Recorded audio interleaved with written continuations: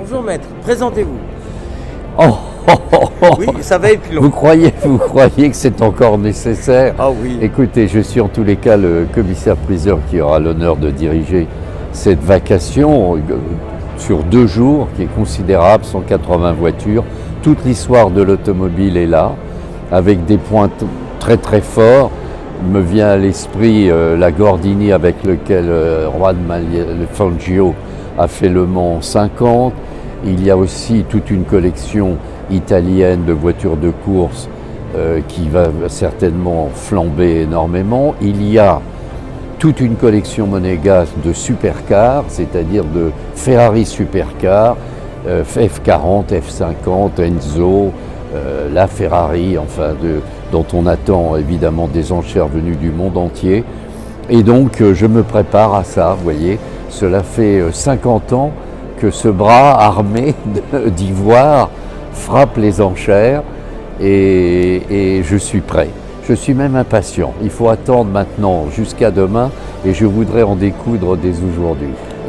Alors, comment vous est venue cette envie, un jour, quand vous étiez petit, de vous dire « je vais devenir commissaire-priseur » ? Eh bien justement, il m'arrive pendant des années, j'ai enseigné sur le marché de l'art à Dauphine, à l'université Dauphine, et je lançais mon cours chaque année par une phrase rituelle. Je disais à mes étudiants que j'étais un exemple rassurant pour les jeunes filles et les jeunes gens qui n'avaient pas de vocation, car c'était mon cas. Et comme c'était leur cas à eux, 9 sur 10 étaient dans ce cas, j'ai capté leur attention. Et en effet, je ne connaissais pas dans ma jeunesse ce métier. Ce sont les hasards de la vie qui m'ont amené à le pratiquer alors que je faisais des études de droit. J'ai compris que j'étais fait pour ça. Et donc j'ai pu réaliser ce pourquoi j'étais fait. Et donc à mes étudiants, je leur dis, c'est pas grave si on n'a pas de vocation, mais si le carrosse passe, celui de la chance, il faut bien sauter dedans.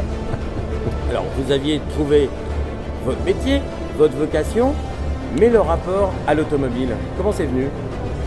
C'est que j'ai un lien assez fort avec le mouvement, avec la vitesse.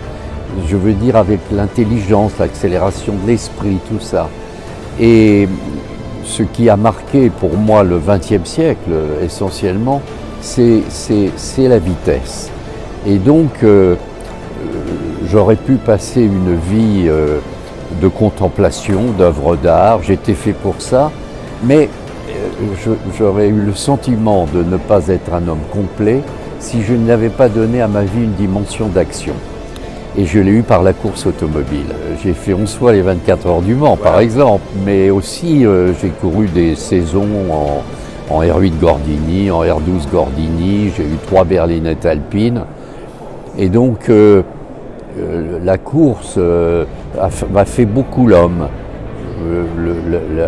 La maîtrise que cela exige, n'est-ce pas, de la maîtrise de soi, de son tempérament, des excès qui fait que je suis indemne aujourd'hui, font que ma personnalité en a dépendu pas mal de la course automobile. Je suis très reconnaissant à la course, de ce qu'elle a fait de moi. Alors, est-ce que vous êtes sûr d'être commissaire-priseur ou est-ce que vous êtes plutôt sûr de faire du théâtre ? Le public apprécie le showman. J'ai le sentiment de bien défendre les lots que je présente. C'est un devoir. Les gens viennent me voir avec leur patrimoine, que ce soit une commode 18e ou une automobile ou un tableau moderne. Et je les représente, je suis là pour eux. Mes responsabilités vis-à-vis de l'acheteur, c'est la garantie, c'est que l'objet est authentique, vous voyez. Mais qui me dit allez-y mon cher maître, c'est le vendeur. Et donc je représente le vendeur, c'est l'éthique de mon métier. Et pour lui, je dois faire le maximum dans la communication, la preuve, mais aussi dans le catalogue, le meilleur fichier, les meilleurs experts. Et je suis entouré de cracks. Alors justement, donnez leur nom, parce qu'ils sont géniaux. Ben, ils sont géniaux. Vous en verrez un près de moi qui est Mathieu Lamour, qu'on voit aussi beaucoup sur TF1, puisqu'il participe très souvent à Automoto. Et puis il y a Pierre Nafikov qui est un merveilleux historien de l'art automobile. C'est monsieur info des automobiles. Et il sait tout, il sait tout. C'est la Bible. De sorte que ces jeunes gens je les appelais mes colonels d'Empire quand ils sont arrivés, ce sont mes enfants. Mais ce sont maintenant les maréchaux, ils sont maréchaux. Ils sont mes maréchaux d'Empire, ils sont excellents et mon rôle maintenant c'est de tenir le marteau. Mais pour tout le reste, je fais un peu de communication avec eux, mais c'est eux qui ont la responsabilité de tout. Moi, j'adjuge. Donnez-moi un secret. Donnez-moi un secret. Vous êtes le spécialiste de la relance. Moi, j'adore comment vous relancez. Messieurs, soyez raisonnables.